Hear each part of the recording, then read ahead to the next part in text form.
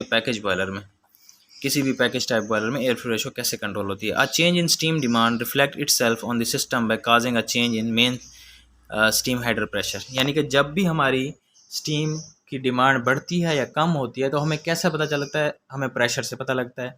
अगर स्टीम की डिमांड कम हो गई है तो बॉयलर के अंदर प्रेशर बढ़ जाता है, और अगर स्टीम की डिमांड बढ़ गई है तो प्रेशर कम हो जाता है, जिससे हमें अंदाज़ा हो जाता है कि स्टीम ज़्यादा यूज़ हो रही है। The demand increase when poly is on heating. अच्छा जी, पोली जो है स्पेसिफिकली हम मिसाल दे रहे हैं पीवीसी प्लांट की।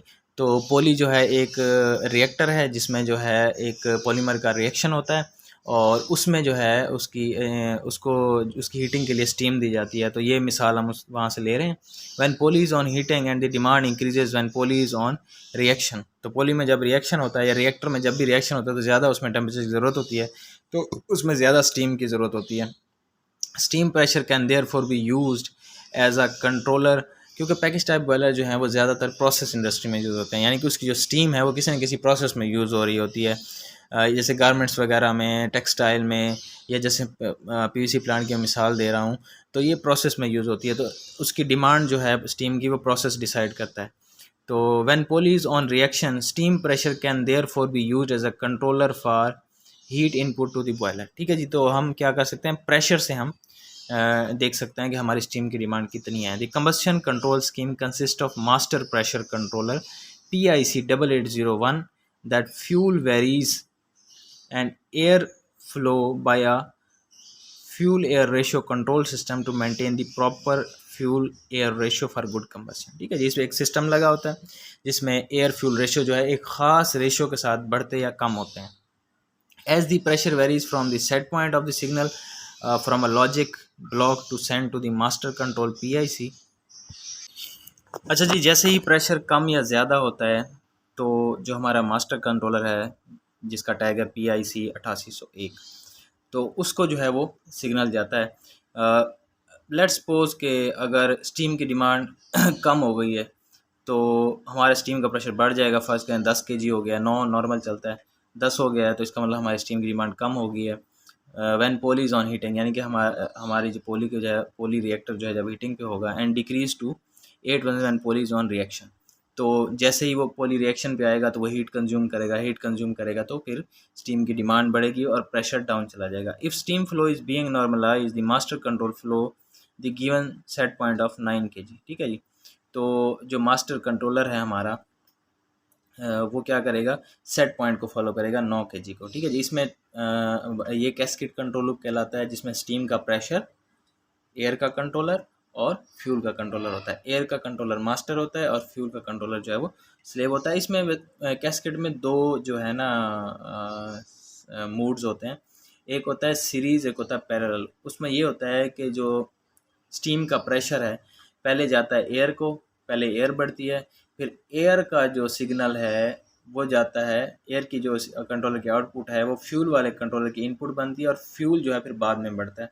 इसको कहते हैं series combination, cascade loop, cascade control loop with series combination. और एक और होता है जिसमें स्टीम का जो प्रेशर है वो डायरेक्टली दोनों को चला जाता है, एट द सेम टाइम जो है वो फ्यूल को भी चला जाता है और एयर को भी चला जाता है। उसको कहते हैं cascade control loop in parallel mode.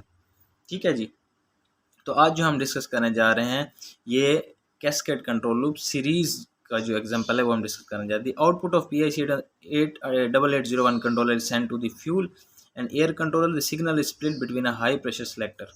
ठीक है जी, हाई प्रेशर सेलेक्टर मतलब जैसे ही आपका प्रेशर कम होता है या ज़्यादा होता है तो उसके लिए आपका जो है प्रेशर ट्रांसमीटर लगा होता है जो कि डिटेक्ट करता है कि प्रेशर कम हो गया या प्रेशर ज़्यादा हो गया है। The high pressure selector switch sense a signal from the fuel and airflow transmitter and a signal from master controller PIC 8801. Then it gives signal to the ratio relay which increase the airflow first। ठीक है जी, which increase the airflow। PIC 8801 यानी कि जो हमारा transmitter है वो क्या करेगा, वो सिग्नल देगा।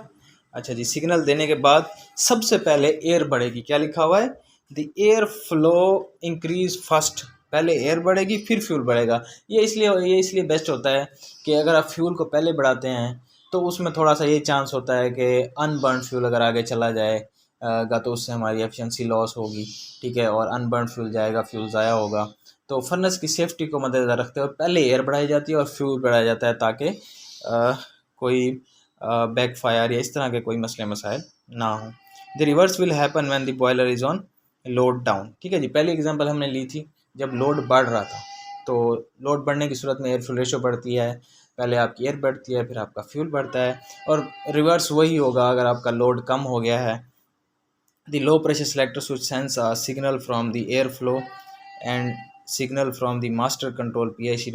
It will take the steam pressure signal as the low signal and transmit a signal to the fuel controller and FIC as per fuel selector mode, which adjusts the fuel control valve FCV8821 FCV8831, thus decreasing the fuel. Simple सी बात है, इसमें थोड़ा टैगों में लिखा हुआ है, तो ये टिपिकल एग्जांपल है। सीधी सी मिसाल में बात करूं तो अगर आपकी स्टीम बढ़ती है तो एयर फ्यूल रेशो बढ़ जाएगी, स्टीम कम होती है तो आपकी एयर फ्यूल रेशो कम हो जाएगी, ठीक है। डिपेंड करता है, अगर आपकी जो है डिमांड जो है, फ़र्ज़ करें आपकी डिमांड बढ़ गई है, अच्छा, अब अगर आपकी डिमांड बढ़ गई है तो आपके बॉयलर ड्रम के अंदर प्रेशर जो है वो स्टीम का कम हो जाएगा, तो क्या होगा, एयर फ्यूल रेशो बढ़ेगी, ताकि उस प्रेशर को जो है बढ़ाया जाए, ठीक है जी।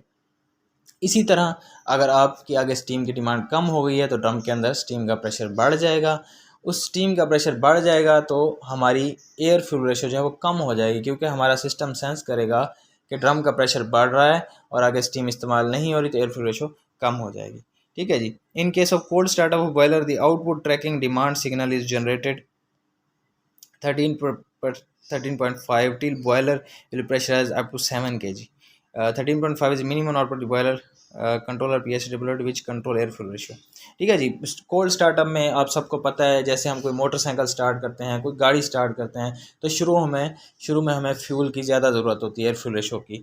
तो पैकेज टाइप बॉयलर जो भी होते हैं, जिसकी हम स्पेसिफिक एग्जांपल ले रहे हैं, तो शुरू में क्या होता है, वो एयर फ्यूल रेशो हाई रखता है, 13.5% तक रखता है, ताकि आपका जो स्टार्टअप है वो सही से हो जाए। बाज़ू का सर्दियाँ होती हैं, टेम्परेचर बहुत कम होता है, फ्लेम लगने में मसला होता है, तो इसमें शुरू में एयर फ्यूल रेशो थोड़ी सी ज़्यादा रखी जाती है और फिर बाद में उसको आइडियलाइज़ या नॉर्मलाइज़ कर लिया जाता है।